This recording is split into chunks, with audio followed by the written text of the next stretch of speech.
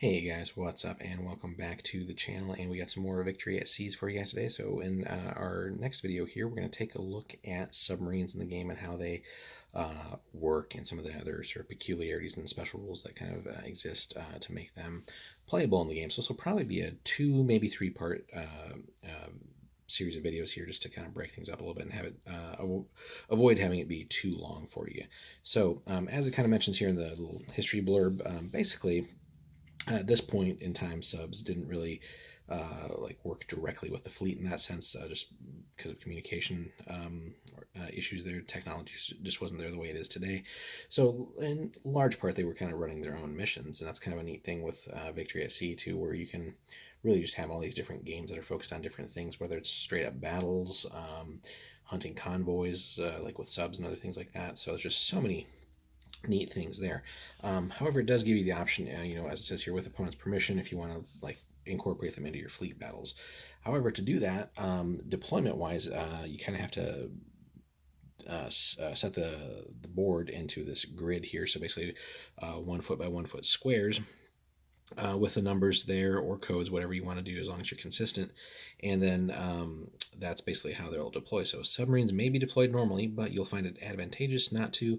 So instead, secretly mark down which sector your sub is in, and you may place any number of subs in one sector, but some scenarios may limit that. So just something to keep in mind there. So then another obvious rule that needs to be incorporated for subs is that they're not necessarily going to be hanging out at the surface all the time. So there's basically 3 different depths that you can play them at. So surfaced, of course, is on the surface and may attack and be attacked like a normal ship. It'll likely move faster on the surface, but of course be far more vulnerable because, hey, it's visible. So there you can also use its light and AA guns if it has any. So typical use there might be just because they're not going to be super strong, engaging in hunting like some merchant convoys, or they're just seriously weak ships.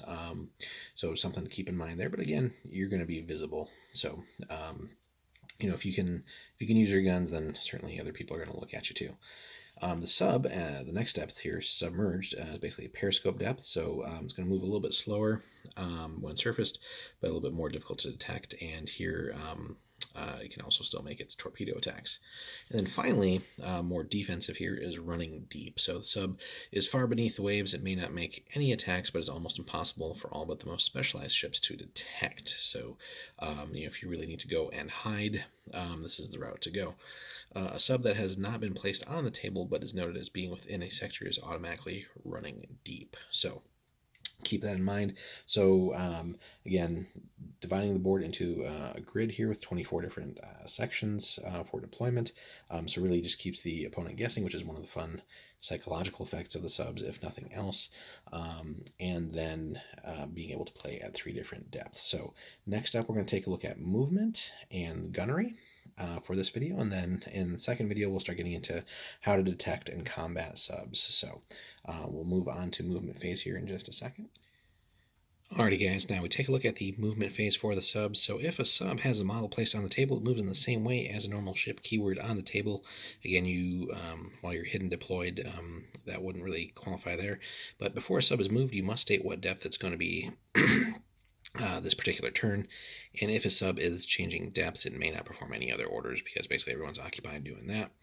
A sub that is submerged may either surface or run deep, and if you're running deep or surfaced, you may change its depth to be submerged. So basically you can change one level at a time. You can't go from surface to running deep in one movement phase, basically. And note that spotted subs that become submerged are no longer spotted for obvious reasons. You're going underwater. So and then, as we mentioned earlier, so subs do have 2 speed scores there. So the first is used when you're traveling on the surface and is generally going to be the faster of the 2. The second is while you're submerged or running deep. And if you have not had a model placed on the table, you may not move from your sector, basically. So, however, their player may choose to voluntarily place them anywhere in the sector at the end of the movement phase, and they'll be running deep there. So the nice thing there is, it is just a 1 foot by 1 foot square, but you can appear anywhere in that and facing any direction. So really, revealing yourself at the most opportune time will be critical there, and really gives you just tremendous flexibility. So you can be already pointing at an enemy in sort of a good firing arc, or if things are maybe not ideal for you, you can at least be pointing yourself in the right direction for subsequent turns. All right, then gunnery. So while a sub is on the surface, it's treated as a normal ship in basically all respects. While submerged, you can only use your torps for obvious reasons. You can't shoot the deck gun or AA guns while you're underwater. Kind of obvious there. However, other ships may only attack it with depth charges or specialized anti-submarine weapons like the Hedgehog, etc., and then only once the submarine has been detected by any ship or observation flight, but not any ASW flight. A submarine that is running deep may make no attacks whatsoever, but still could be attacked with depth charges, etc., and again, only if it's been detected. Unlike the surface ships, however, subs can fire individual tubes against separate targets, and this is one of the great bits of flexibility here that you have with subs. So a submarine with 4 attack dice, with a 4 attack dice forward torpedo system could target 4 different ships. So there may be times where it's beneficial for you to spread that out and fire sort of volley at different things, or concentrate things up on different or on like one target basically. All of the targets must still be located within the firing arc of the torpedo system. So something to keep in mind. But a pack of subs can really sort of go wide with the damage and just spread things out across multiple ships and potentially cause a whole hell of a lot of damage. And sort of in that sense punch above their weight class by just spreading out targets there. So similarly, that would then also seem to have to apply to any rear shots if you have multiple torpedo tubes facing the rear of the sub. So it's a great way to sort of deal with potentially multiple pursuers when you fire a few torps in the direction. So that's just the basics for the subs here. So we've covered deployment and all the different rules you have there, the depth that you get to run at, the movement phase, how they act and interact there, and then basically their own gunnery options. So again, on the surface, you have all your weapon systems available to you. Submerged, you have only torps, and when you're running deep, you can only be attacked essentially, but you have to still be spotted. So in the next video, we'll start looking at basically how to deal with subs, so detecting them, depth charges, etc., and get into some of the other details. So I hope you guys enjoyed our little intro here to subs and Victory at Sea. Let us know in the comments what your successes and stories have been so far with subs. Be happy to hear from you guys. Smash that like and subscribe if you haven't already.